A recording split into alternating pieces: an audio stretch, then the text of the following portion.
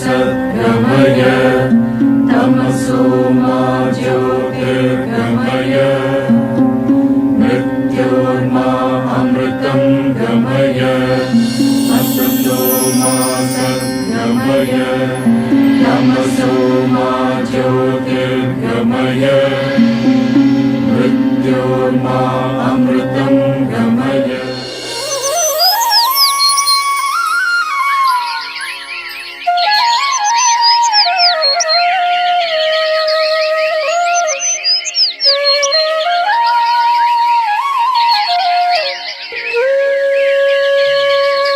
तप करता है लाखों वर्षों तक जब कोई वतन,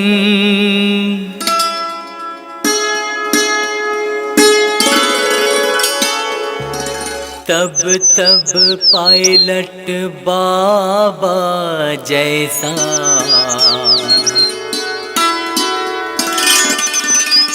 पैदा होता रतन।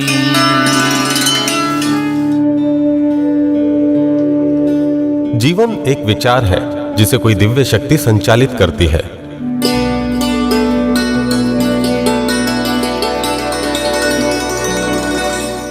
ये दिव्य शक्ति समय समय पर अपने तरीके से विश्व को संचालित कर धर्म की सत्ता स्थापित करती है और अधर्म का नाश करती है। कभी एक विचार क्रांति के रूप में तो कभी चमत्कारिक घटनाओं के माध्यम से ये दिव्य शक्ति युग निर्माण और युग परिवर्तन का संकेत देती है। इन्हीं दिव्य शक्तियों के प्रताप से आज से लगभग 40 साल पहले पर्वतराज हिमालय के आभा मंडल में एक युग दृष्टा और युग प्रवर्तक महायोगी का अवतरण हुआ। पायलट बाबा नाम का ये महायोगी हिमालय के नभमंडल में एक ऐसा प्रकाश पुंज बिखेर रहा था जिसे देखकर हिमालय के संत महात्माओं को भी किसी अद्भुत शक्ति पुंज का आभास होने लगा था।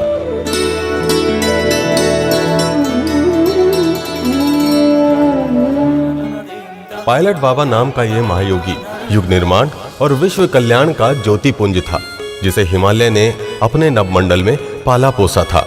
आज इस कर्मयोगी की महान गाथा हिमालय कह रहा है। युगों युगों में ऐसा योगी एक पैदा होता है,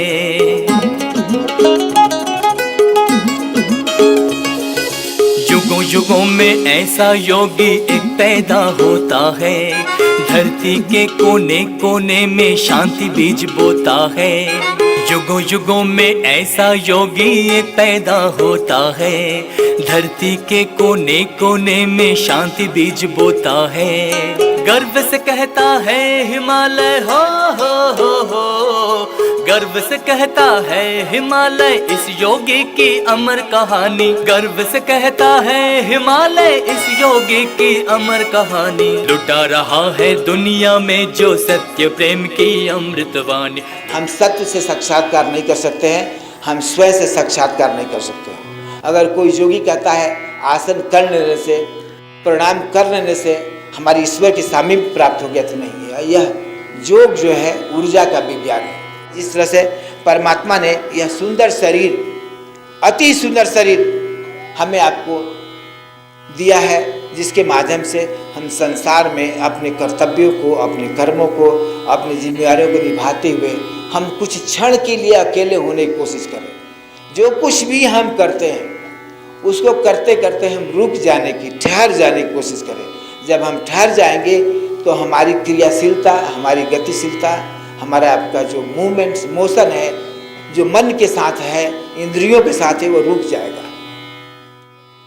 जब उसमें रुकावट पैदा होगी तो आपका मन एक करवट बदलेगा। वो दूसरी, जिसको अध्यात्म कहते हैं, सांसारिकता से अध्यात्म की ओर करवट लेने के लिए आपको रुकना पड़ेगा, आपको ठहरना पड़ेगा। हिमालय के नभमंडल में आलोकित पायलट बाबा नाम का ये सितारा जगत का कल्याण करने के लिए विश्व पटल पर ईश्वर का एक अनुयायी बनकर आया था। इस युवा महायोगी का दरिया दिल इतना निर्मल था कि इसके प्रवाह में इस संसार के हर एक प्राणी, जीव जंतु से लेकर पंछी तक आनंद मग्न होकर गोते लगाने लगे। ऐसा ही कुछ हिमालय कह रहा है।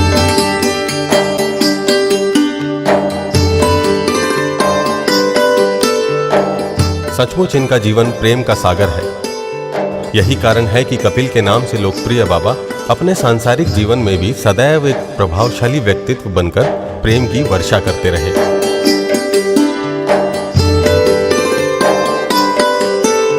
वो कभी दार्शनिक विचारों में खो जाते तो कभी जीवन और जगत के अद्भुत रहस्यों में डूब जाते। युवा कपिल अपने हसीन पलों को बहुत ही खूबसूरती के साथ जीते थे और लोगों को भी जीने की प्रेरणा देते थे। युवा कपिल प्रकृति की गोद में बैठकर जीवन का भरपूर आनंद उठाते थे। नैसर्गिक छटाएं इनके जीवन में रंग भरने का काम करती थी। इन्हें जीवन को सरल और सहज ढंग से जीने की प्रेरणा देती थी। वो कभी सूर्यदेव की असीम शक्ति और तेज को घंटों निहारते रहते थे।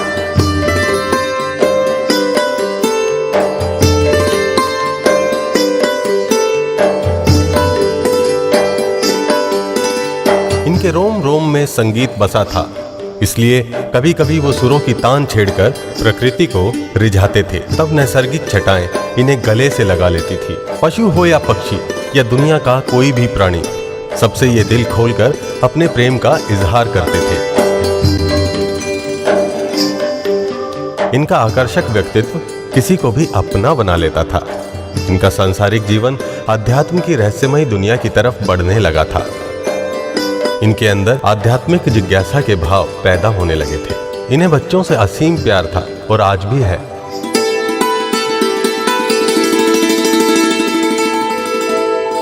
वो बच्चों के निश्चल और निर्मल स्वभाव के अभिभूत थे। यही कारण है कि वो बच्चों के संग खेलने और मनोरंजन करने का एक भी मौका नहीं छोड़ते थे। बच्चे भी बाबा के सानिध्य में अपार आनंद का अनुभव करते थे। आज भी बाबा बच्चों की निश्चलता में बह जाते हैं और बच्चे बनकर अपनी निर्मलता से लोगों का मन पावन बना देते हैं।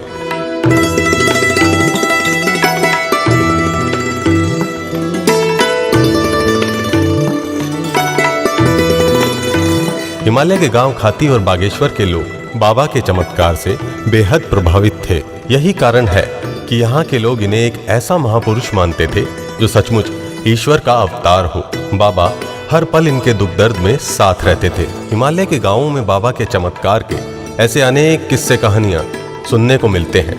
लोगों को जीवन दान देने, असाध्य रोगों को पल भर में निदान करने जैसे अनेक किस्से यहाँ के लोगों की जुबान पर हैं।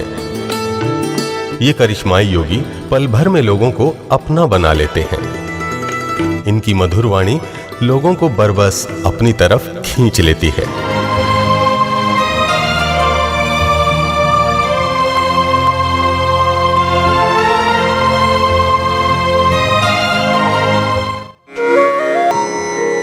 हिमालय में इस युवा संत को अनेक महापुरुषों, सिद्ध महात्माओं और ऋषि मुनियों का सानिध्य मिला। कपिल नाम के इस साधक की कठोर साधना से हिमालय के ऋषि मुनिगण और संत प्रभावित हुए बिना नहीं रह सके।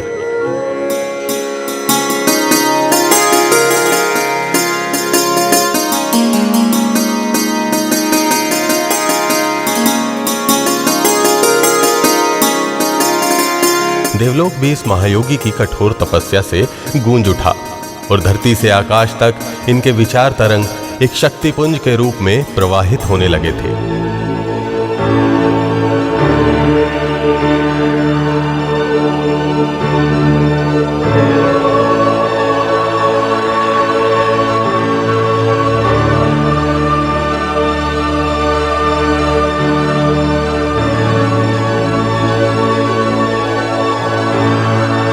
महायोगी पायलट बाबा का प्रिय स्थान पिंडारी ग्लेशियर है। यहीं पर बाबा की अपनी गुफा है जहां पर बाबा का निवास है। यहां बाबा घंटों साधना में लीन रहते हैं।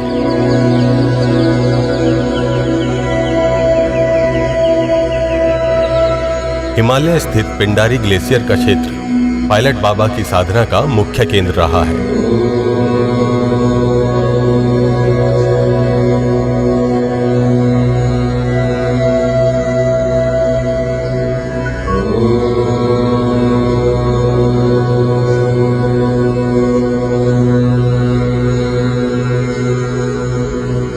पिंडारी स्थित पिंडर नदी के तट पर हजारों सालों से सिद्ध संत तप करते आ रहे हैं। यहीं पर समुद्र की सतह से 28,000 फीट ऊंचा पर्वत शिखर नंदा देवी है। यहाँ पर भी पायलट बाबा साधना में रहकर यहाँ के संतों के लिए एक रहस्य बन गए थे।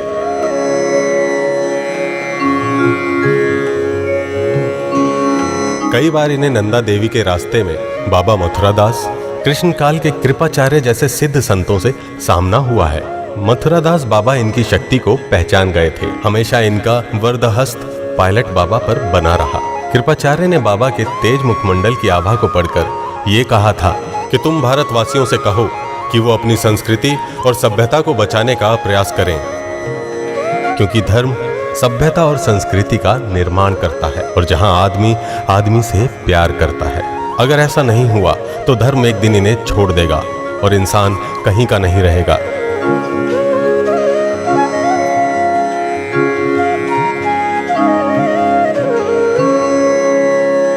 एक बार ये पिंडारी से बद्रीनाथ की यात्रा पर चल पड़े। इनकी दिव्य शक्तियां बद्रीनाथ के वायुमंडल में एक तरंग बनकर फैलने लगी। एक ऐसा प्रकाश पुंज बनकर यहाँ के ऋषि मुनियों के सामने चुनौती बनकर खड़ी हो गई थी।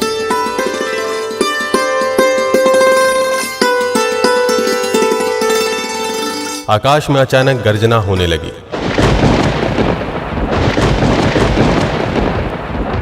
ऐसे में घटाओं के बीच से सुंदरनाथ बाबा और सर्वेश्वरानंद बाबा प्रकट होकर इन्हें दर्शन देते हैं।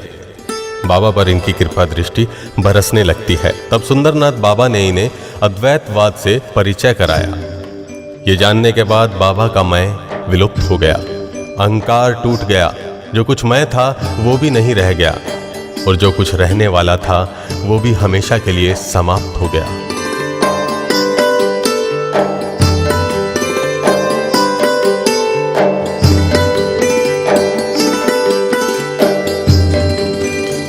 हिमालय के सैकड़ों सिद्ध महात्माओं का सिद्ध स्थान शिवलिंग पर्वत भी है, जहां पर नील तालाब है, जो साक्षात सरस्वती के रूप में सिद्ध लोक में उतरकर सिद्ध महापुरुषों को अपने ज्ञान और जीवन के गूढ़ रहस्यों से अनुप्राणित करती रहती है। इसी सिद्ध तपोभूमि में 24 सिद्ध महात्माओं का निवास है। इन सिद्ध संतों की एक टोली है जो हिमालय के ध्रुव केंद्र से सांसारिक गतिविधियों का अपने तरीके से संचालन करते रहते हैं। इस सिद्ध तपोभूमि में सुंदरनाथ बाबा, सर्वेश्वरानंद बाबा, सोमवारी बाबा, लटूरिया बाबा, विशुद्धानंद बाबा, तेलंग स्वामी, उड़िया बाबा, हेडिया खान बाबा जैसे सिद्ध योगियों का निवास है। इन सिद्ध योगियों में महायोगी पायलट बाबा भी हैं, जो इन महात्माओं की टोली के ध्रुव स्तंभ हैं।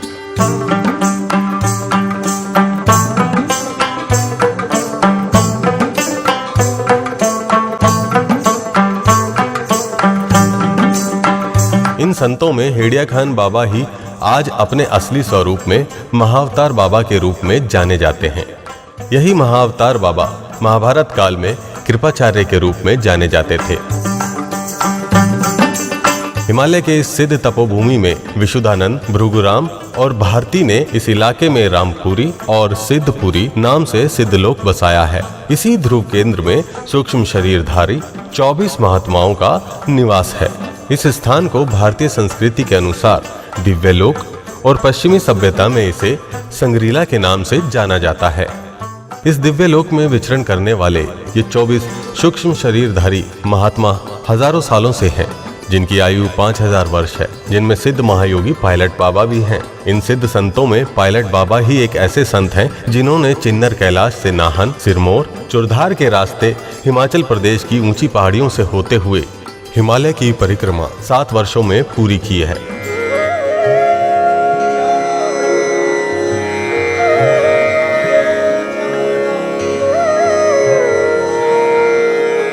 हिमालय में तपस्या के दौरान पायलट बाबा को सोमवारी बाबा, मोनी बाबा, पहाड़ी बाबा, माता आनंदमयी, फकीर रमजान मियाँ, नानतीन बाबा जैसे अनेक सिद्ध महात्माओं का सानिध्य मिला और इनका आशीर्वाद इन्हें प्राप्त हुआ। पायलट बाबा के तप बल का ऐसा प्रभाव था जिसके कारण देवलोक से लेकर भूलोक तक, ऋषि मुनि से लेकर देवगढ़ तक इनकी साधना की चर्चा करते रहते थे। पायलट बाबा की जिंदगी में हल्द्वानी के पास स्थित कालीचोर की देवी माता का विशेष स्थान है, जहाँ के दुर्गम और घने जंगलों में बाबा ने कठोर तपस्या कर माँ देवी को प्रसन्न कर लिया था।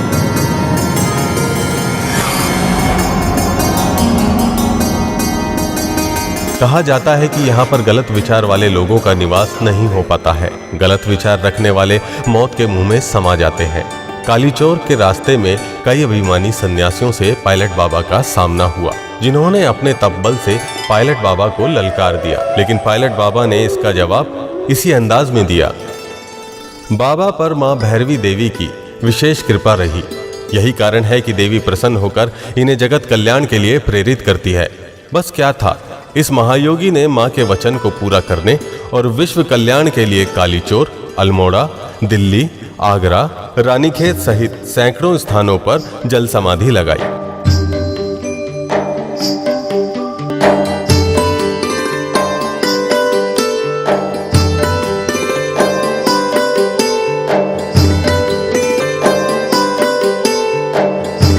पायलट बाबा देश के कोने कोने में समाधि लगाकर चर्चा का विषय बनते जा रहे थे।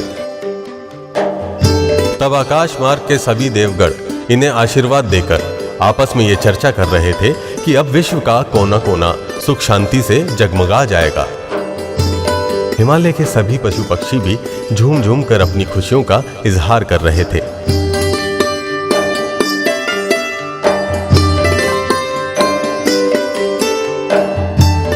बाबा की समाधि ने आकाश से धरती तक एक ऐसा प्रकाश बिखेरा था जिसकी खुशबू से सारे पशु पक्षी से लेकर जनजीवन तक आनंद मग्न होने लगे थे।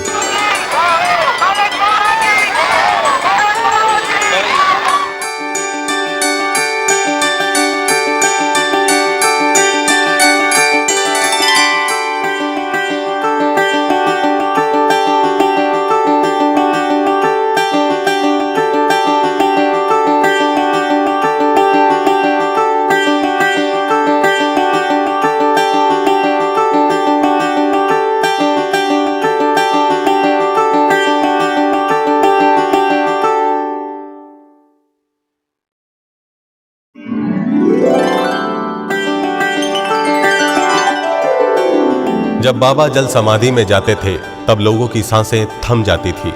देखते ही देखते बाबा जल के अंदर विलीन हो जाते थे। लोगों के चेहरे पर कई प्रश्न खड़े हो जाते थे कि कैसे बाबा जल के अंदर जिंदा रहेंगे। लोग मन ही मन भगवान से प्रार्थना करते थे कि हे प्रभु, बाबा को सही सलामत रखना, ताकि उनकी हमारे ऊपर कृपा दृष्टि बरसती रहे।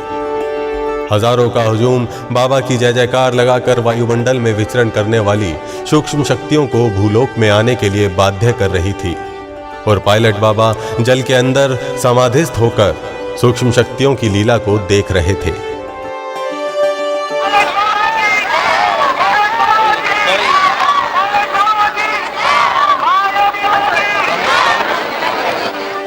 अल्मोड़ा में 9 दिन की जल समाधि से इन्होंने जन जन में सुख शांति और समृद्धि की एक लहर फैलाई। समाधि के माध्यम से लोगों की बीमारियों का पल भर में निदान कर दिया। लोगों का मानसिक कष्ट देखते ही देखते दूर हो गया।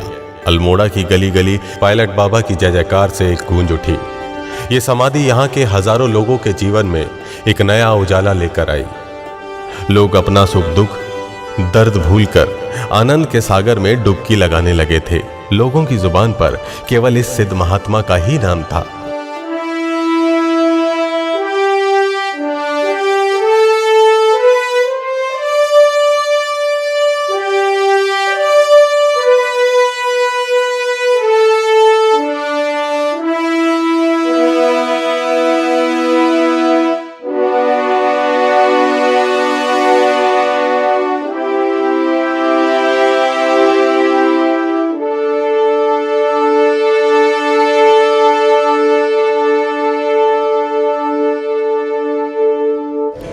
पायलट बाबा की भूमिगत समाधि कोई चमत्कार नहीं थी, बल्कि लोक कल्याण का एक ऐसा अभियान था जिसके प्रवाह में खुद ब खुद लोग बहते जा रहे थे। हजारों लोगों का जनसैलाब इस समाधि में उमड़ता था। कई कई दिन पहले से लोग इस समाधि में भाग लेने के लिए आंखें गड़ाए रहते थे। आज वो समय आ गया है। गांव-गांव और नगर-नगर से लोग इस समाधि का लाभ उठाने के लिए आने लगे हैं। लोग अपनी सांस दबाए पायलट बाबा की समाधि की प्रतीक्षा में बैठे हैं कि बाबा कब समाधि से वापस आएंगे। वो घड़ी आ ही गई और जय जयकार के साथ पायलट बाबा भूमिगत समाधि में जाते हैं।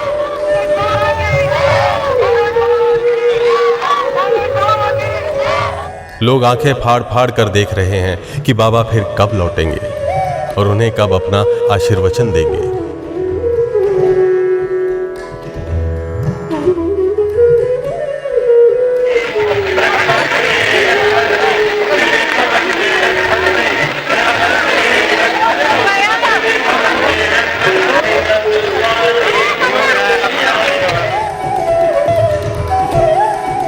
बाबा बाहर आते हैं और लोगों पर अपनी कृपा बरसाते हैं। युगों युगों में ऐसा योगी एक पैदा होता है।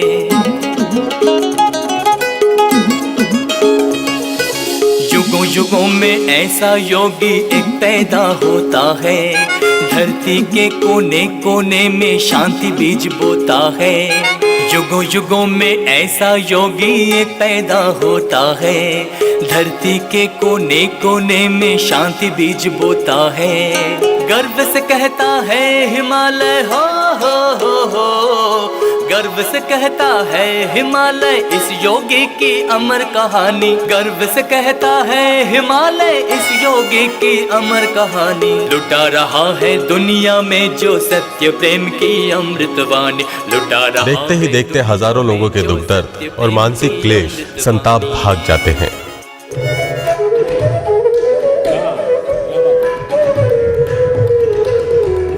खुशियां उनके घर में फिर लौट आती हैं। धन्य है ऐसे बाबा जिनकी अद्भुत गाथा गांव-गांव गली-गली में एक किंवदंती बनी है। ये सिलसिला अनवरत प्रवाहित हो रहा है और बाबा कहीं पर भी रहकर अपना ये लोक कल्याण का अनंत प्रकाश फैलाते जा रहे हैं। दुनिया के कोने कोने में बैठा हर शख्स इनकी अनुपस्थिति में भी इस प्रकाश के आभा मंडल में सराबोर होते रहते हैं।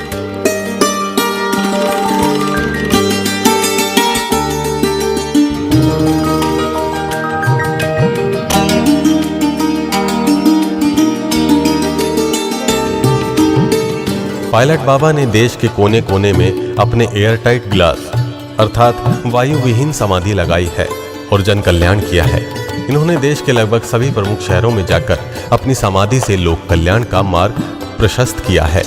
बाबा सूक्ष्म रूप में जाकर वायुमंडल की दिव्य शक्तियों से लोक कल्याण पर वार्तालाप कर रहे थे। ये शक्तियां पृथ्वी पर फैल रहे अत्याचार और अधर्म के खिलाफ एकजुट होने का निमंत्रण दे रही थी।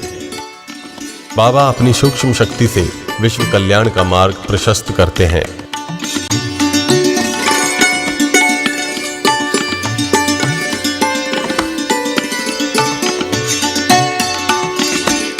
बाबा के बाहर आते हजारों लोगों की जय जयकार सुनाई पड़ती है।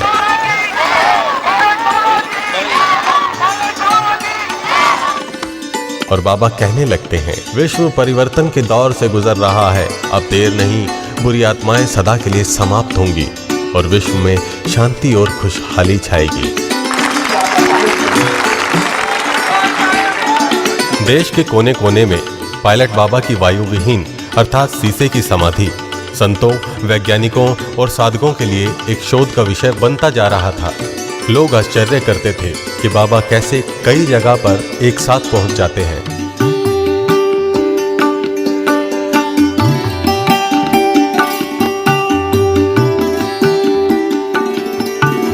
आज भी बाबा की समाधि का ये रहस्य विज्ञान के लिए एक चुनौती बना हुआ है। समाधि से जन कल्याण का प्रयोग केवल सिद्ध संत ही जान सकते हैं। ये विज्ञान से परे है। अगर हम भगवान को मान लें तो कौन सी बड़ी गलती है? और जब जानते हैं कि हमारा मानना ही सत्य को साबित कर सकता है, तो बुद्धिजीवी जगत का सबसे बड़ा मिस्टेक है। सुप्रीमेसी को नहीं स्वीकार करता है कि माइंड का ईगो है, मन का ईगो है। मन का ईगो सफर करता है, कंट्रोल करता है। इसलिए विज्ञान में दोष है कि सत्य को छोड़ करके भौतिकवाद के भागे। शव समाधि के माध्यम से विश्व कल्याण करने वाले संत विरले ही मिलेंगे। इनमें पायलट बाबा का एक प्रमुख नाम है, जिन्होंने अपनी समाधि से दुनिया भर में शांति और जन कल्याण का शंखनाद किया है। पिंडारी की 33 दिन की शव समाधि इनका एक ज्वलंत दृष्टांत है। इन्होंने समाधि में जाकर सूक्ष्म शरीर धारण कर विश्व कल्याण और शांति के लिए हिमालय के सिद्ध संतों से मंत्रणा की थी। इनके विचार तरंग ऐसे संतों के विचार तरंगों से टकराने लगी थी। तब किसी दिव्य शक्ति का संकेत पाकर हिमालय के 23 सिद्ध संत बिना देर किए इस समाधि के साक्षी बने थे। इन सिद्ध महात्माओं में अवतार बाबा, महाअवतार बाबा, सर्वेश्वरानंद बाबा, सुंदरनाथ बाबा, मथुरादास बाबा प्रमुख हैं। बाबा पर इन संतों की कृपा बरसने लगती है। बाबा आकाश मार्ग से होते हुए सिद्धलोक भी जाते हैं, जहां का वातावरण पक्षियों के कलरव से गुंजायमान था। आकाश में घटाएं विचरण कर रही थी। तारों के बीच सूक्ष्म शरीरधारी संतों की आत्माएं वायुमंडल में एक अनुपम दिव्य शक्ति का संचार कर रही थी। अंतरिक्ष में मां जगदम्बा, ईसा मसीह और महात्मा बुद्ध भी इन्हें दर्शन देते हैं। इनके बाद बाबा आकाश मार्ग से भूलोक की तरफ लौटते हैं।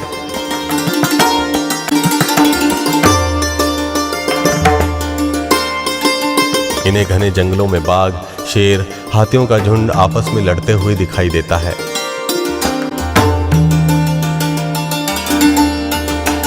बाबा इनके ऊपर अपना हाथ फेरते हैं। सारे पशु पक्षी मिलजुल कर आपस में प्यार करने लगते हैं। बाबा समाधि से निकलते हैं। वातावरण पायलट बाबा की जय जयकार से गूंज उठता है।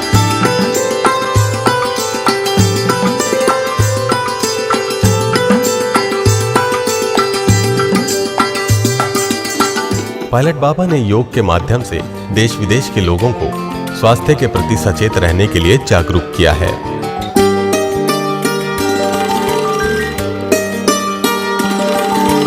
इन्होंने जन जागरण अभियान चलाकर लोगों को योग करने के लिए प्रोत्साहित किया है और दुनिया को यह बताया है कि बिना योग के शरीर और मन स्वस्थ नहीं रह सकता है। योग का अर्थ है दो आत्माओं का मिलन, अर्थात आत्मा का परमात्मा से मिलन। जब कोई व्यक्ति योग में पारंगत हो जाता है तो वो परमात्मा का होकर केवल रह जाता है। उसकी मन, बुद्धि, कर्म और शरीर सब कुछ ईश्वरमय हो जाता है। योगी ऐसे ही अपने भक्तों पर कृपा कर देता है।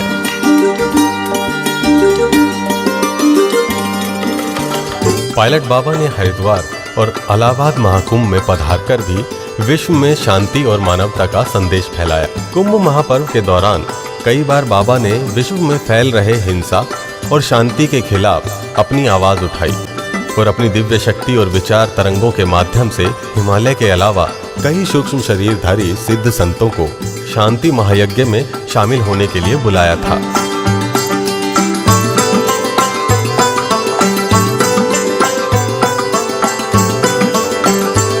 जब इलाहाबाद महाकुंभ में सन 1977 में बाबा ने अपनी टोली जमाई, तब सिद्ध संत देवराहा बाबा से भी इनका सामना हुआ। तब देवराहा बाबा ने इनसे कहा था कि एक लहर आएगी और ये लहर तुमको लानी है, क्योंकि इस दुनिया में समाधि का प्रयोग तुम ही जानते हो। तुम्हें मेरा आशीर्वाद है, दुनिया में अपनी समाधि से एक लहर पैदा करो। पायलट बाबा ने इस वचन को निभाया और अपनी कठोर समाधि के जरिए ऐसी लहर पैदा की जिसका साक्षात लाभ दुनिया भर के लोगों ने उठाया है और आगे भी उठाते रहेंगे।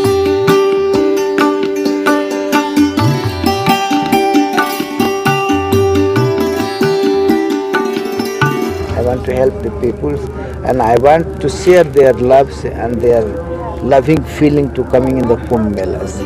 सन 2010 का हरिद्वार महाकुंभ विश्व शांति का एक अनूठा उदाहरण है। इस दौरान पायलट बाबा ने लगभग 2 से 2,500 विदेशियों को दीक्षा देकर उनके जीवन को एक नई दिशा की तरफ मोड़ दिया। इस दीक्षा का उद्देश्य पश्चिम सभ्यता में पल रहे लोगों को विश्व शांति के लिए प्रेरित करना था, इनकी आत्मा को निर्मल बनाना था। इसी उद्देश्य से पायलट बाबा ने इस महाकुंभ पर्व में आत्मशुद्धि के माध्यम से हजारों विदेशियों को एक नई राह दिखाई और जीने का एक सरल मार्ग बताया, जिससे वो सुख शांति से अपना जीवन यापन कर सकें। इस दौरान बाबा ने लोगों को दर्शन देकर अपने शिष्यों पर कृपा भी बरसाई।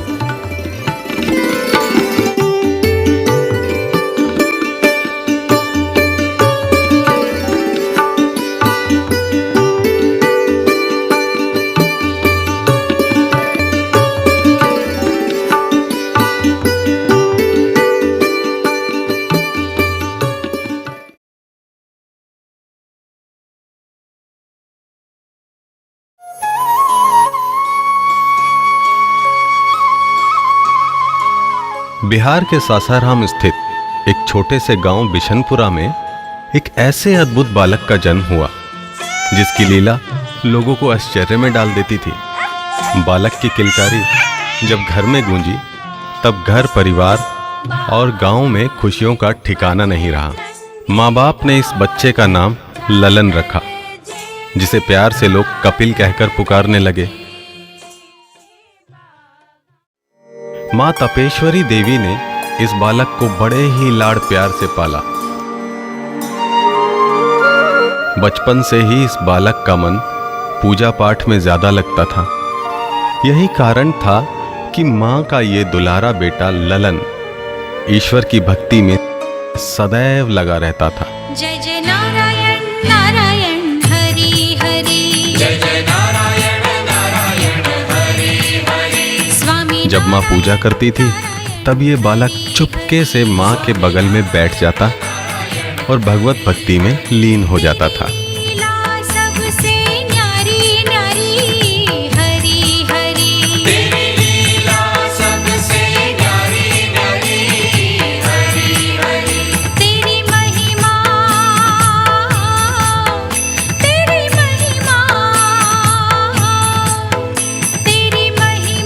प्रभु है प्यारी प्यारी। ईश्वर की भक्ति में लीन होकर ललन ईश्वरमय हो जाता था। इसे दुनिया का सारा सुख और आनंद प्रभु सुमिरन में ही मिलता था। हरि हरि, स्वामी नारायण नारायण हरि हरि। बचपन से ही ललन की जिंदगी में अद्भुत घटनाएं घटने लगी थी। जब भी ललन बच्चों के साथ खेलता था, उस वक्त एक योगी आकर ललन के साथ खेलने लगता। तब माँ डर जाती। ललन, कहाँ चला गया था बेटा? मैं तेरे लिए विष्णु भगवान की पूजा करने आ गई बेटा। मैं तो बस बाबा के पास गया था। दिन रात बाबा का चक्कर क्या रखा है बाबा में? क्यों जाता बाबा के पास? आपसे मत जाना बाबा के पास, मुझे बहुत डर लगता है बेटा। कहीं बाबा ने तेरी मति फेर दी तो? तुम तो ऐसी चिंता करती हो माँ। मैं तो उनके पास सिर्फ जादू देखने के लिए गया था। ऐसे बाबा से दूर रहे, कहीं बाबा ने जादू टोना कर दिया तो? से तो पढ़ाई में ध्यान देगा ना बेटा?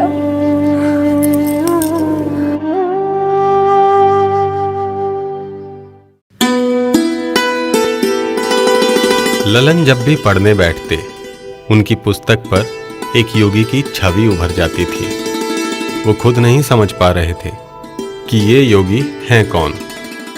ऐसे में वो पढ़ाई लिखाई छोड़कर इस तस्वीर को देखने में मग्न हो जाते।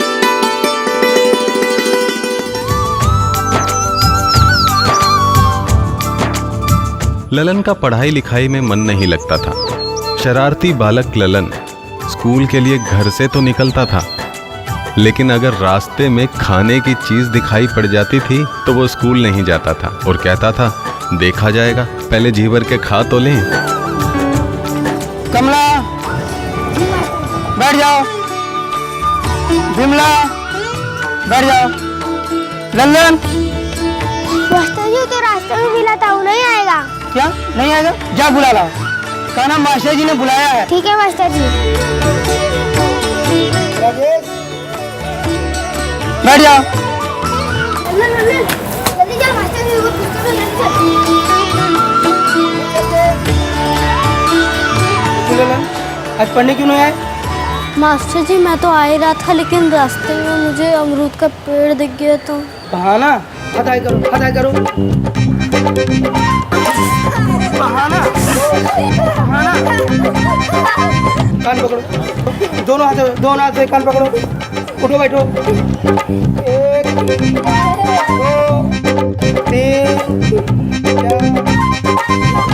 5 6। बस, अब दोबारा ऐसी गलती मत करना, ठीक है? जाओ बैठो क्लास।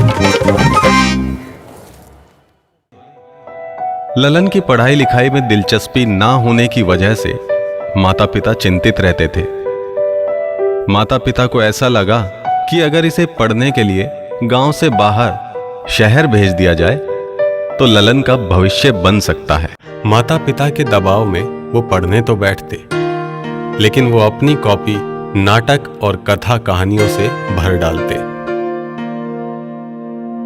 ललन गांव से प्राथमिक शिक्षा हासिल कर पढ़ने के लिए दार्जिलिंग आ गया।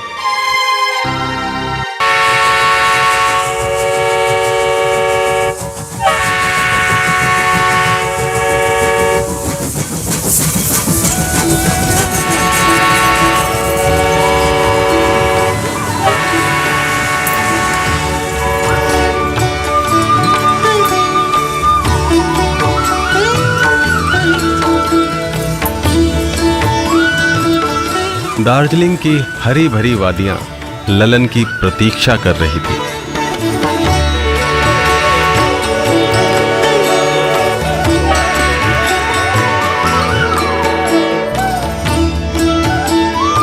दार्जिलिंग के एक नामचीन बोर्डिंग स्कूल में ललन का दाखिला हुआ। पढ़ाई तो केवल एक बहाना था, इसका लक्ष्य तो कहीं और था।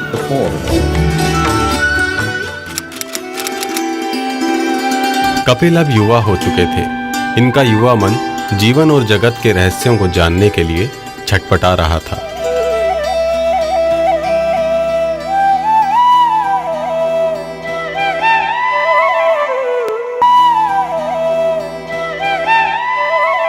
पढ़ाई से जब भी मन ऊबता, दार्जिलिंग की हरी भरी वादियों का आनंद लेने निकल जाते।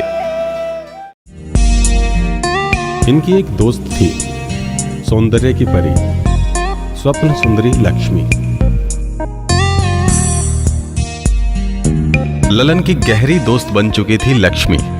लक्ष्मी ललन से एक पल भी दूर नहीं रहना चाहती थी। ललन भी लक्ष्मी को दिल से चाहता था।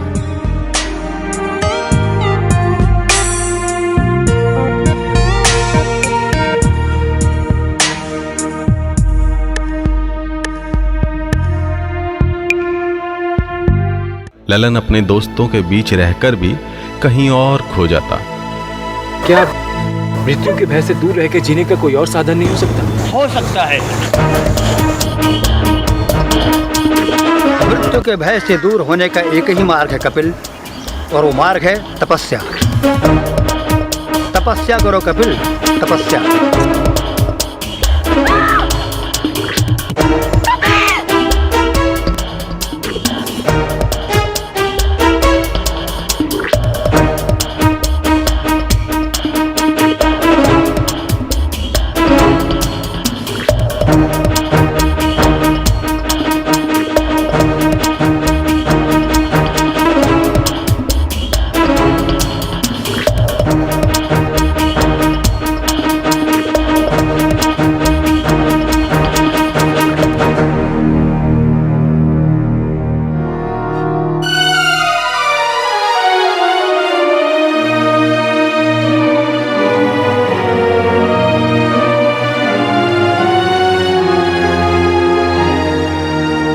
जी, आपने ऐसा क्यों किया? आखिर क्यों किया? कपिल आपका क्या बिगाड़ा है? कपिल साहब की क्या दुश्मनी है? बहुत मोहग्रस्त हो बेटी। तुम्हारा ये मोह तुम्हारे लिए ही नहीं, कपिल के लिए भी बाधा उत्पन्न करेगा। मैंने कपिल के साथ जो भी किया वो तुम्हारी परीक्षा थी। तुम्हारे अंतर मन में अंकुरित होती तुम्हारे प्रेम की परीक्षा थी, जिसमें तुम सफल होकर भी असफल। तुम अपना ही नहीं, कपिल का भी मार्ग बाधित कर रही हो। क्षमा कीजिए बाबा, लक्ष्मी को क्षमा कीजिए। मैंने आपका चमत्कार प्रत्यक्ष देखा।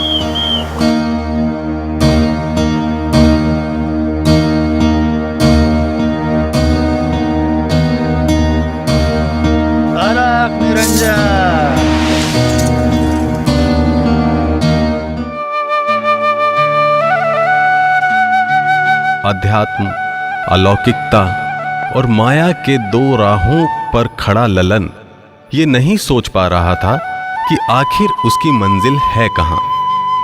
लक्ष्मी हमेशा इनके साथ थी, लेकिन वो कभी सहगामिनी थी, तो कभी मुक्ति, तो कभी विरक्ति।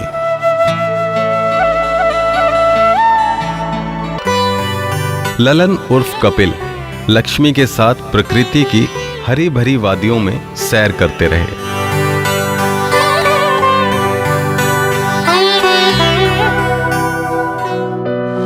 लक्ष्मी के साथ इन्होंने देश विदेश की सैर की।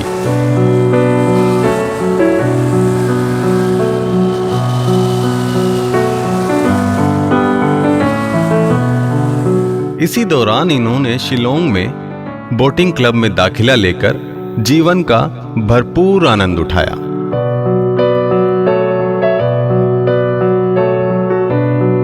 बोर्डिंग स्कूल की शिक्षा अर्जित करने के बाद ललन ने शिलोंग लॉ कॉलेज में दाखिला लिया, लेकिन यहां भी इनका मन नहीं लगा।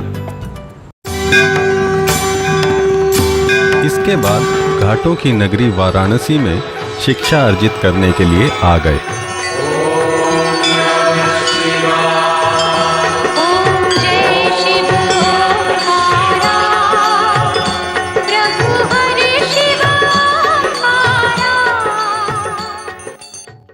इन्होंने बनारस यूनिवर्सिटी में दाखिला लेकर उच्च शिक्षा प्राप्त की, लेकिन यहां भी इनका मन नहीं लगा। इनके अंदर देश प्रेम की भावना जागने लगी थी। चूंकि इनका परिवार स्वतंत्रता की लड़ाई में एक निर्णायक भूमिका निभा चुका था, ऐसे में ललन के अंदर भी देशभक्ति की भावना जागने लगी थी।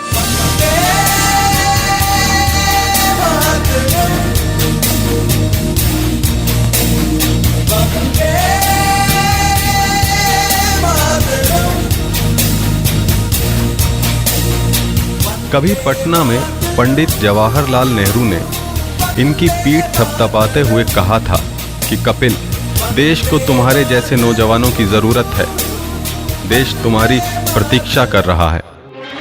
और इन्होंने देश सेवा के लिए वायुसेना में जाने का निर्णय ले लिया।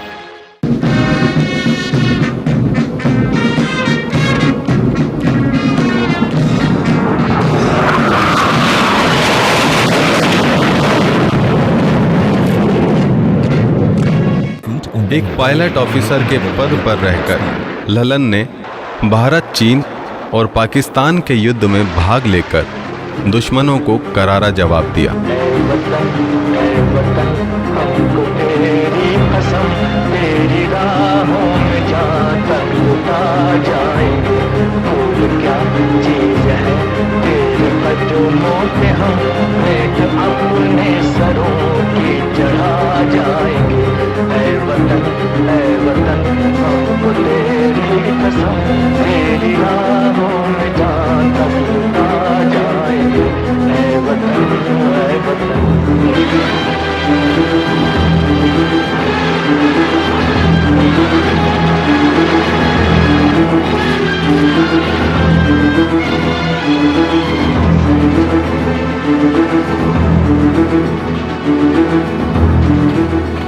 और देखते ही देखते ललन का नाम देश सेवा के लिए एक मिसाल ही नहीं बन गया, बल्कि स्वर्ण अक्षरों में दर्ज होकर एक इतिहास बन गया।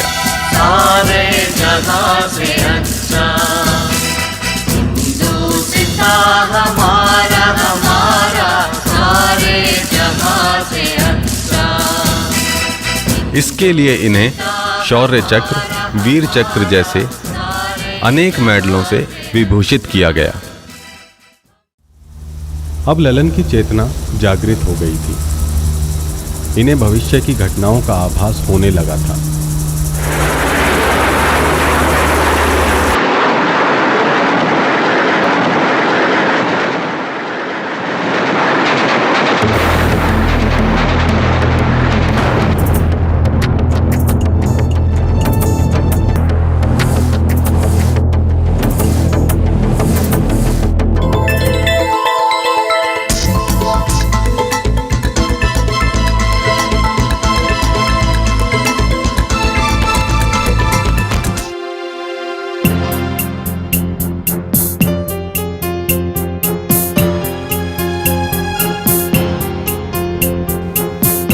ये भविष्य की घटित होने वाली घटनाओं के बारे में सोच ही रहे थे, तब एक हरि बाबा आ गए।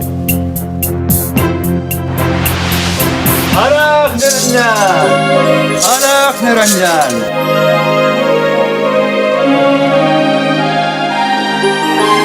हम तुम्हारी चिंता समझ रहे हैं कपिल, इसलिए हम तुम्हें ये बताने आए हैं कि तुमने जो देखा वो सत्य है, पर वो वर्तमान नहीं, भविष्य है। तुम्हें दिव्य संकेत मिले हैं, और ऐसे संकेत चैत्य पुरुष को ही मिलते हैं। अपने अक्षरों से कह दो, कल संकट का दिन है, कल यहाँ से कोई विमान उड़ान न भरे। अलग निरंजन, निकालो 2 रुपए। अलग निरंजन।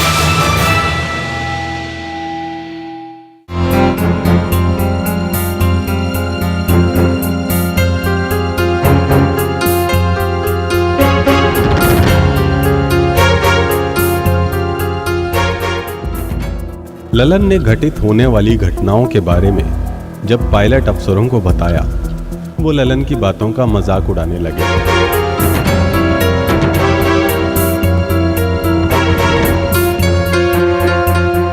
जिसका परिणाम बुरा हुआ।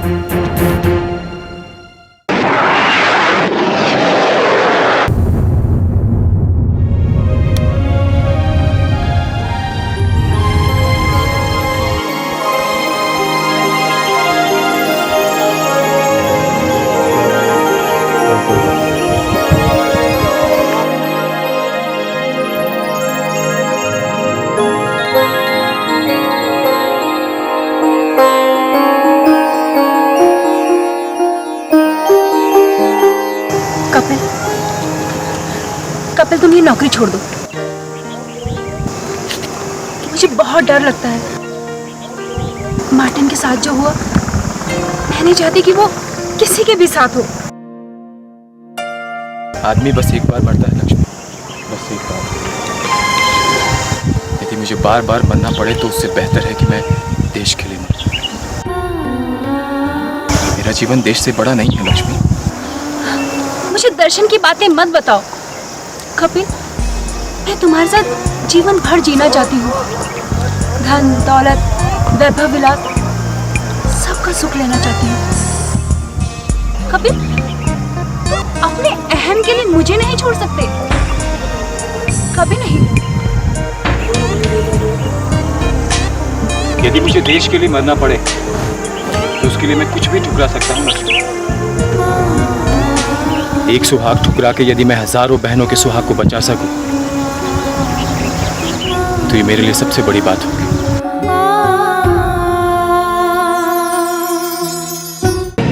देश सेवा करते हुए ललन के जीवन में एक ऐसी घटना घटी जिसने उनके जीवन की दिशा और दशा ही बदल दी।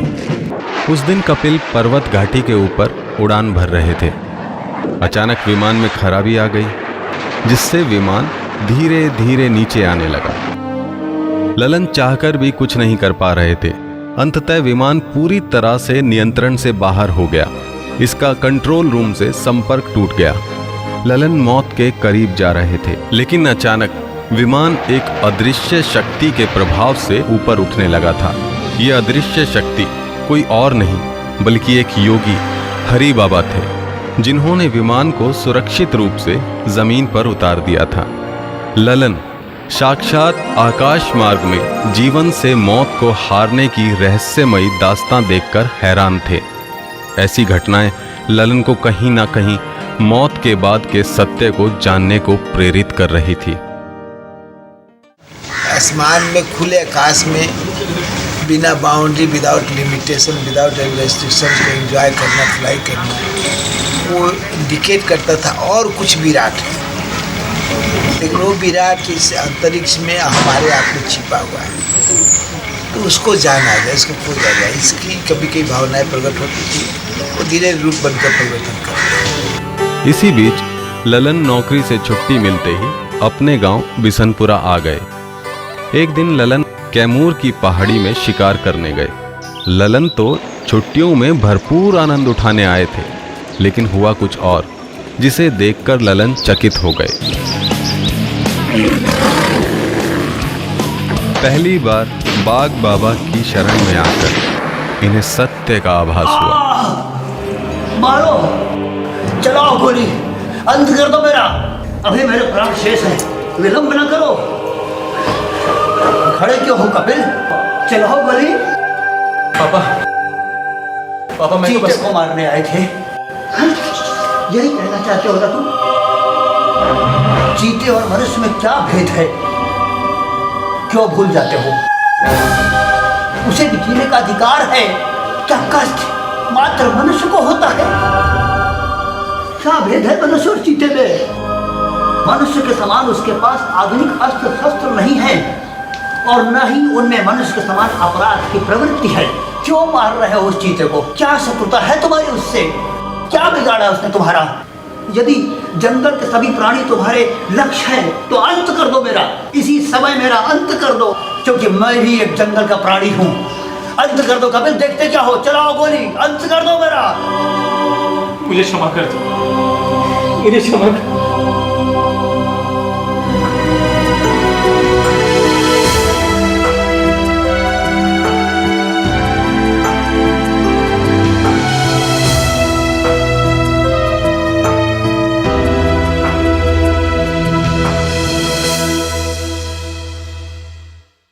इसके बाद छुट्टियां बिताकर ललन ने पायलट की नौकरी वापस ज्वाइन कर ली। अब ललन का मन एकांत की तरफ बढ़ता जा रहा था। वो घंटों जीने की प्रेरणा देने वाली हरी भरी वादियों की गोद में बैठकर जीवन की सच्चाई और सत्य को जानने में डूब जाते थे।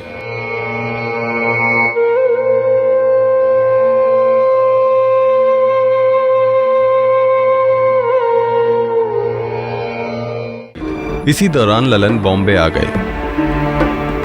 लक्ष्मी ललन से मिलने के लिए बॉम्बे आ गई। लक्ष्मी ने यहीं पर ललन के सामने शादी का यक्ष प्रश्न खड़ा कर दिया, जिसे सुनकर ललन का अंतर्मन कांप उठा। यहाँ कोई नहीं जो मेरी भावनाओं को समझे। मैं नहीं रहूंगा तो कोई समस्या ही नहीं रहेगी। कपिल!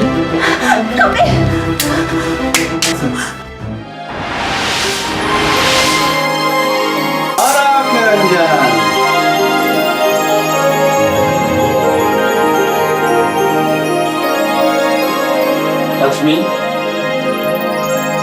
ये योगी है, योगी। निरंजन,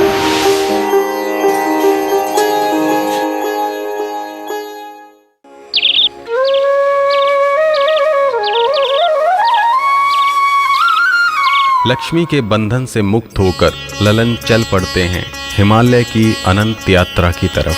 प्रभु तेरो नाम जो ध्याए फल पाए, सुख लाए तेरो नाम। इनका अंतर्मन सत्य की खोज के लिए छटपटा रहा था। इसके लिए इन्होंने दुनिया की हर महंगी वस्तुओं को ठुकरा दिया। धन दौलत से इनका मोह टूट गया और ये अपने चाय के बागान और महंगी गाड़ियां इस जगत को दान में देकर निकल पड़े थे, सत्य से साक्षात्कार करने। नाम धन चाहूं ना रतन चाहूं, नाम धन चाहूं ना रतन चाहूं, तेरे चरणों की धूल मिल जाए, तेरे चरणों की धूल मिल जाए तो मैं तर जाऊं। ललन तो बस चलते जा रहे थे, दुर्गम पर्वतों, चट्टानों, घाटियों को पार करते हुए जीवन का सच्चा आनंद ढूंढने। उन्हें क्या पता था कि सत्य का रास्ता कितना कटीला और जोखिम भरा होता है, जहां पर पहुंचना आसान नहीं है। लेकिन ललन हार कहां मानने वाले थे। वो लगातार कांटों को चीरते हुए बढ़ते जा रहे थे।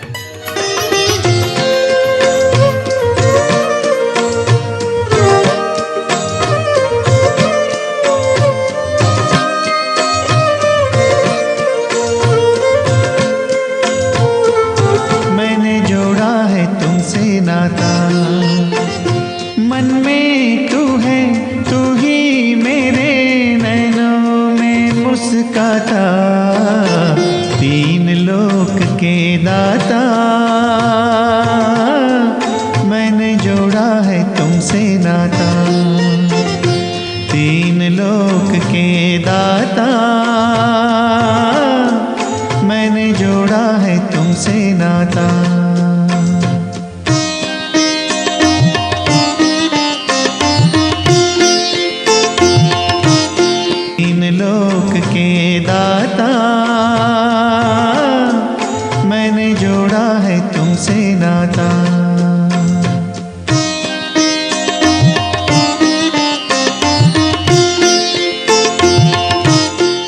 ललन नारायणी नदी के किनारे पहुंच चुके थे। इनकी शक्ति क्षीण हो चुकी थी। तभी प्रकाश का एक पिंड उनकी तरफ आने लगा।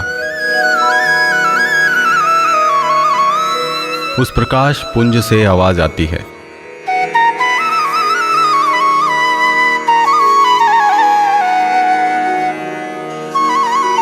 तपस्या करो कपिल, तपस्या। ऐसे गुरु को बल बल जाए, ऐसे गुरु को बल बल जाए, आप मुकत मोहे तारे, आप मुकत मोहे तारे।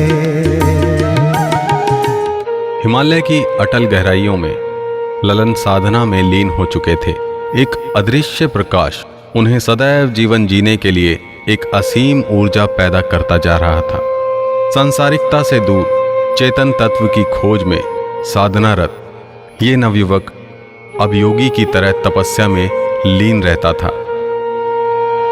न इसे दिन की फिक्र थी, न ही रात की। बस मन में एक ही तड़प थी, शिवत्व की प्राप्ति जो निराकार है। ललन साधना की स्थिति में अपने उस रूप को देखते हैं जो एक सामान्य मानव नहीं समझ सकता। ललन का अंतर्मन इस सत्य से परिचित हो चुका था कि जीवन का उद्देश्य असीम को पाना है। असीम को पाने का अर्थ है योग। योग अर्थात ईश्वर से जुड़ाव। अब साधनारत ललन एक योगी बन चुके थे, जिनका शरीर तो इस संसार में था, लेकिन मन कहीं और था।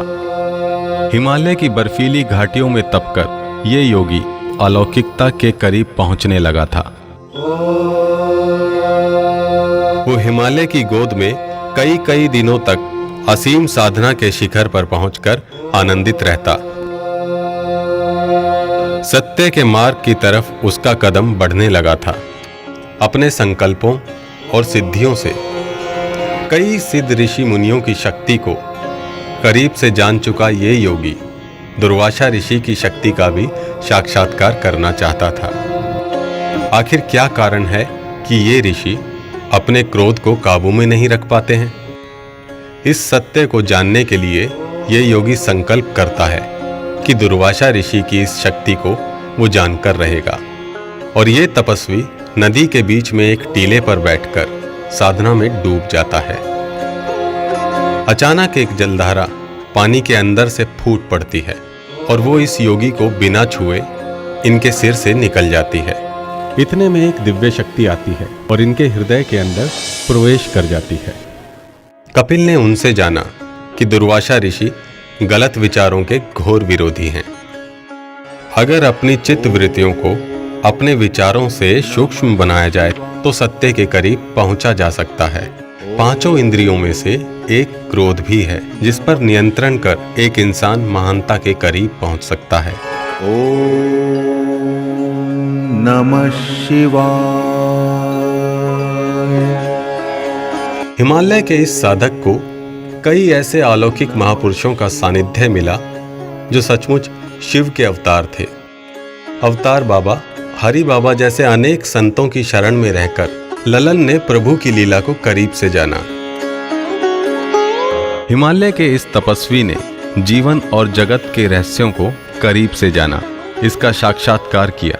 अब ये योगी एक सामान्य मानव नहीं था, जिसकी लीला केवल वो अदृश्य शक्ति ही जान सकती थी। अलख निरंजन।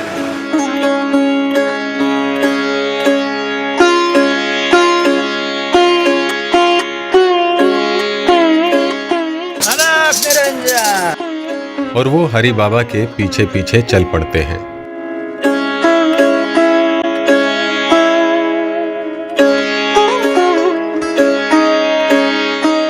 गुरु मेरी पूजा, गुरु गोविंद, गुरु मेरा पार ब्रह्म, गुरु भगवंत।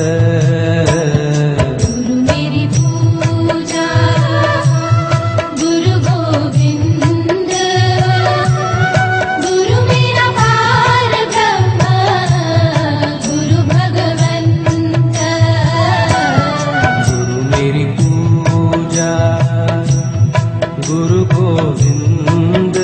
हरि बाबा इन्हें एक गुफा में लेकर जाते हैं। पार ब्रह्म गुरु भगवंत मेरी पूजा गुरु गोविंद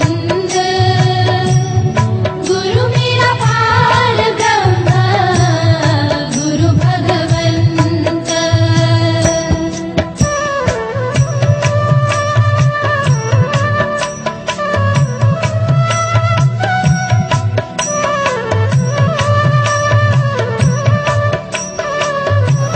बैठ जाओ बालक, बाबा गोरखनाथ आने ही वाले हैं।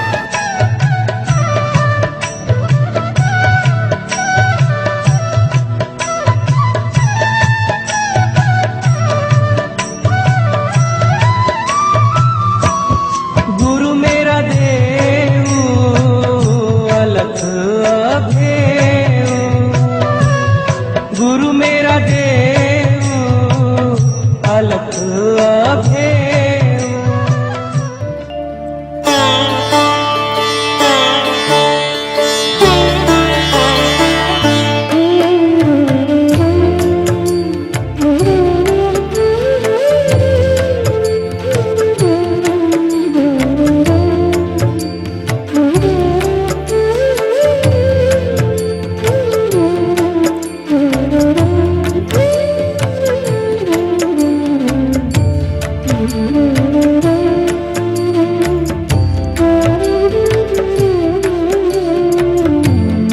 अलख निरंजन हर हर बम बम।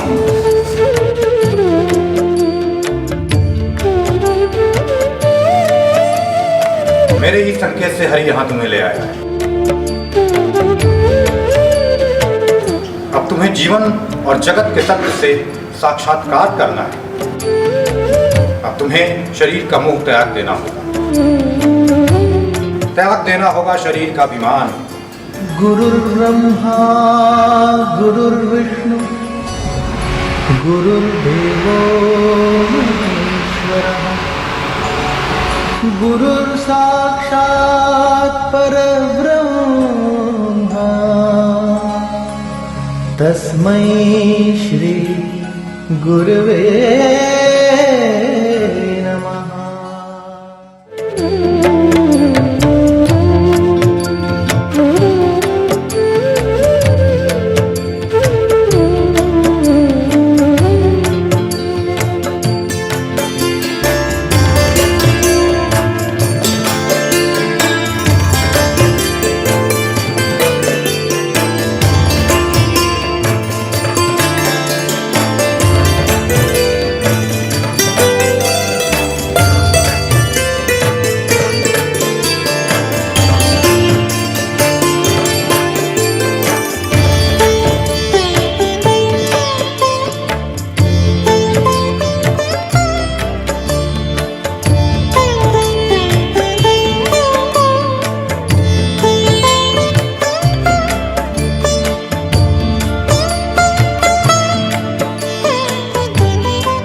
ज्ञान प्राप्ति के बाद कपिल बाबा गोरखनाथ के साथ अपनी माँ से भिक्षा लेने के लिए जब अपने गांव बिशनपुरा आते हैं तो अपने कलेजे के टुकड़े कपिल को योगी रूप में देखकर माँ तपेश्वरी देवी की आंखें नम हो जाती हैं और माँ को कपिल का बचपन याद आने लगता है। मेरी दुनिया है माँ तेरे आंचल में, मेरी दुनिया है माँ तेरे आंचल में। शीतल छाया तो दुख के जंगल में, मेरी दुनिया है माँ तेरे आंचल में।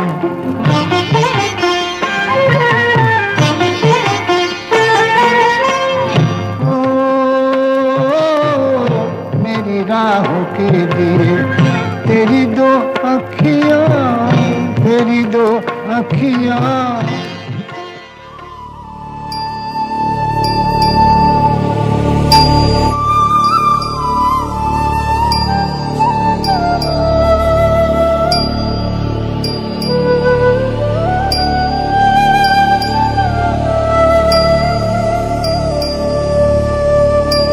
अपने गुरु से ज्ञान पाकर ये योगी अद्भुत शक्तिपुंज बन जाता है और दुनिया भर में गुरु ज्ञान का मोती बांटने के लिए बेचैन हो जाता है।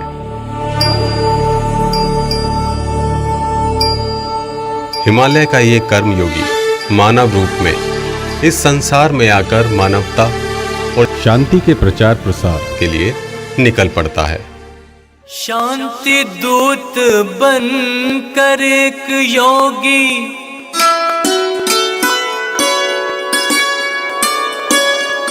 मानव रूप में आया है।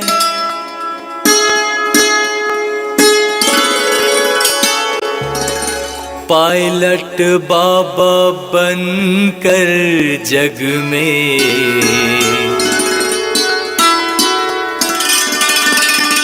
शांति का लख जगाया है।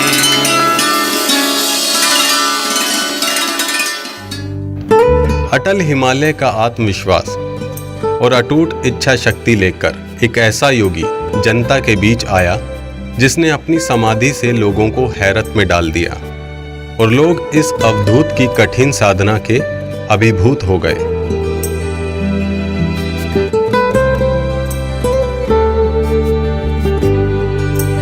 अब लोग इन्हें पायलट बाबा के नाम से जानने लगे और देखते ही देखते देश भर में इसी नाम से मशहूर हो गए।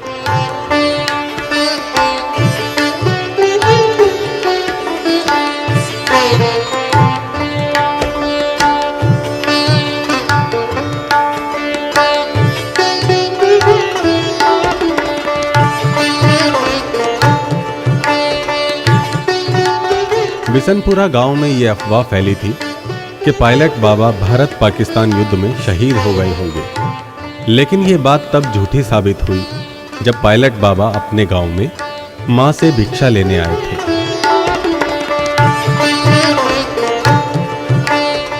विदेश की धरती पर जापान में इन्होंने अपनी पहली समाधि लगाई। इस समाधि को देखकर जापान में लोग बाबा के कायल हो गए। शांति की खोज में दर दर भटक रहे जापान के हजारों लोग बाबा के सेवक बन गए। बाबा के सानिध्य में रहकर इन्हें पहली बार जीवन में परमानंद की अनुभूति हुई। ये योगी अब प्रेम का प्याला पी चुके थे। हम लोग प्रेम वाले हैं, अध्यात्म में भक्ति करते हैं, संसार में प्रेम करते हैं। इसको वैज्ञानिक ढंग से ग्रेविटेशन हम लोग करते हैं। ये इस प्रेम में, भक्ति में, गुरुत्वाकर्षण में आकर्षण होता है। आकर्षण शब्द होता है सारा ये रचना आपको आकर्षण के बल पर टिका है, टिका रहेगा। इसे कहता है कि हम अपने केंद्र से जुड़े, जो हम आए तो सारा जगत हमारे लिए प्रेममय हो जाता है। जो भी व्यक्ति इन्हें सच्चे मन से याद करता था एक पल में वहां हाजिर हो जाते थे। सूक्ष्म रूप में जाकर ये योगी एक साथ कई जगह मौजूद होकर अपने शिष्यों के दुख दर्द में शरीक हो जाते थे। आज पायलट बाबा का जीवन विश्व कल्याण के लिए समर्पित है। जो भी असमर्थ व्यक्ति अपने दुख दर्द को लेकर इनके पास आता है तो बाबा इसे पल भर में हल कर देते हैं। इस कर्मयोगी को ये पता था कि देश को प्रगति के पथ पर ले जाने के लिए युवा शक्ति को आगे लाना आवश्यक है। इसीलिए इस भविष्य दृष्टा ने देश दुनिया में युवाओं के विकास के लिए आंदोलन छेड़ दिया। इन्होंने इसकी शुरुआत अपने गांव बिशुनपुरा से की और महिलाओं की शिक्षा के लिए एक आधुनिक कन्या कॉलेज की स्थापना कर ये दिखा दिया कि कन्या शिक्षा के बिना राष्ट्र का विकास संभव नहीं है। आज इस कॉलेज में सैकड़ों कन्याएं शिक्षा अर्जित कर रही हैं।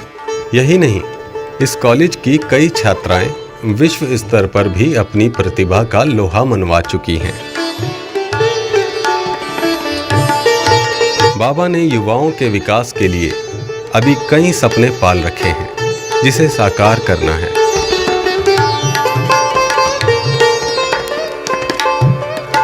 पायलट बाबा का एक ही लक्ष्य था, पूरी दुनिया में विश्व शांति और मानवता का प्रचार प्रसार।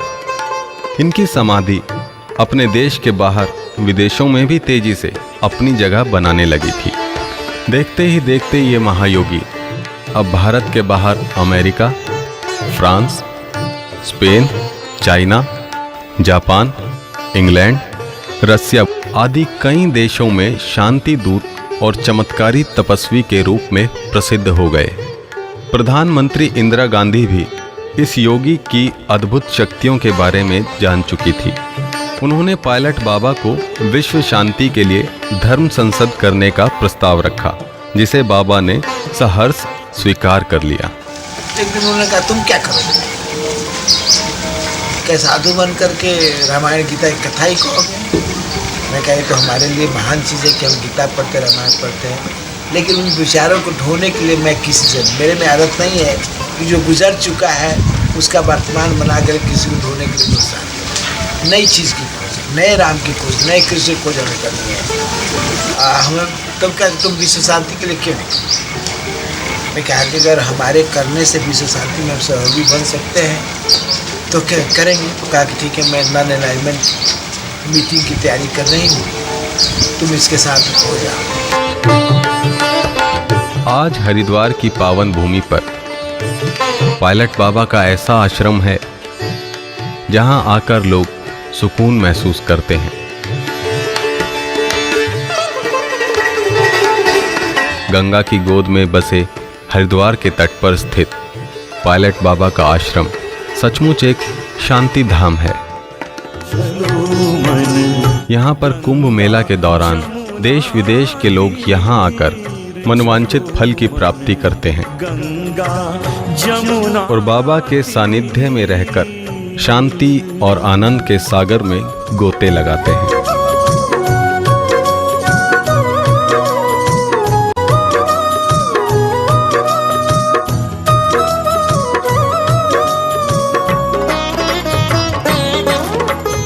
आज पायलट बाबा ने विश्व शांति के लिए यही संदेश दिया है। समाज को हम लोग देखते हैं, समाज को एक करना चाहते हैं, तुम अपने को रिकॉग्नाइज करो, तुम जो हो उसे पहचानो, जो तुम एक्ट कर रहे हो उसके साथ रहो। तुम्हारा एक्ट वो क्रिएशन ऑफ फिजियोलॉजी है, फिजिक्स है, केमिस्ट्री है, ऑर्गेनिक है, तुम वो सत्य नहीं है। तुम्हारा सत्य तुम में है, उसको इनलाइटन करो, उसको रियलाइज करो, उसको राइज करो। ऐसा करने से हम व्यक्तित्व से आपको हम कॉन्शसनेस बन जाते हैं, फिर कॉन्शसनेस को विश्व कॉन्शसनेस बना देंगे कि तुम जो अपने कॉन्शसली यहाँ काम करोगे तो अपने से अलग किसी को नहीं समझोगे। और तुम मन से काम करोगे, शरीर से काम करोगे, तुम अपने को, अपने व्यक्तित्व का परिचय दोगे। और जब तुम आत्म भाव में चले जाओगे तो तुम विषातीत हो जाओगे। तो विश्व शांति तभी है जब हम भावातीत होंगे। अभी बाबा के मन में ऐसे कई सपने हैं जिसे साकार करना है। पायलट बाबा दुनिया भर में विश्व शांति और मानवता की रक्षा के लिए अपना जीवन समर्पित कर चुके हैं।